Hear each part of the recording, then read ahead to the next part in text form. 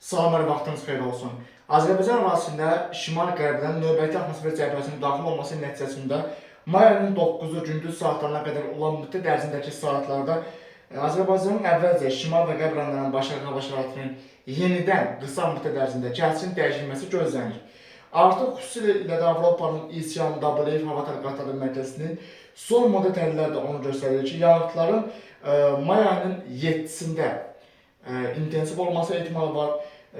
Gəncə Qazaxda, Böyük Qafqazda, Kiçik Qafqazda, Naxçıvanda. Artıq may ayının 8-də isə bu proses Azərbaycan demək əksər rayonlarda müşahidə ediləcək. Yəni may ayının 8-dəki prosesin artıq bir qədər də güclənməsi nəticəsində Xəzər dənizindən yaxın olan şərq rayonlarında və Bakı-Abşeron Sumqayıt ərazisində də hava şəraitinin qısa müddət ərzində dəyişilməsi, xüsusilə də Xəzər dənizindən daşınan sistemin təsirindən Bakıda şimşək çaxması, lokal, qısa müddətli, intensiv yağışın yağması ehtimalları var.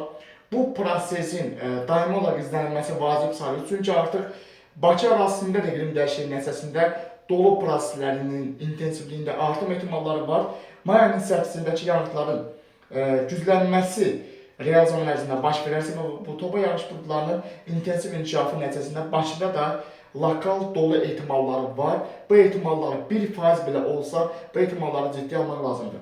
May ayının 8-dəki yağıntıların Azərbaycan əksər rayonlarında intensiv olması, xüsusilə də Böyük Qafqazın Balakən, Zaqatala, Şəki, Qax, Oğuz, Qəbələ, İsmail, Şəma, Xızı, Quba, Qusar, Xaçmaz, Dağlıq, Şirvanda, eyni zamanda Qazax, Ağstava, Tovuz, Şəmkir, Gəncə, Mingəçevir, Gölgül, Goranbəy ərazisində və Kiçik Qafqazın Daşkəsən, Gədəbəy, Kələbəcər, Şuşa, Laçın, Xankəndi, Zəngəzur, Zəngilan, Naxçıvan, Sədərək, Ordubad, Şahbız, Şərur, eyni zamanda mərkəzi aranın artıq cənubundan başlayaraq, yəni Beyləqandan, Ağcabəddən başlayaraq hava şəraitinin dəyişilməsi, Yevlax, Zərdab, Mingəçevir ərazisində və Kürdəmirdə də hava şəraitində dəyişiklik gözlənilir. Eyni zamanda Sabirabad, Saatlı, Salyan, Neftçala, Biləsuvar ərazilərində də may ayının 8-də arabir lokal leysan yağışlarının yağması, şimşək çaxması, hətta lokal dolu ehtimalları belə var. Ən güclü yağıntılar Böyük Qafqazda, Böyük Qafqazın şimal şərqində, yəni Quba, Qusar, Xaçmaz, Şaban, Xızıl, Siyəzin, Dağlıq, Şirvanda gözlənilir may ayının 8-də.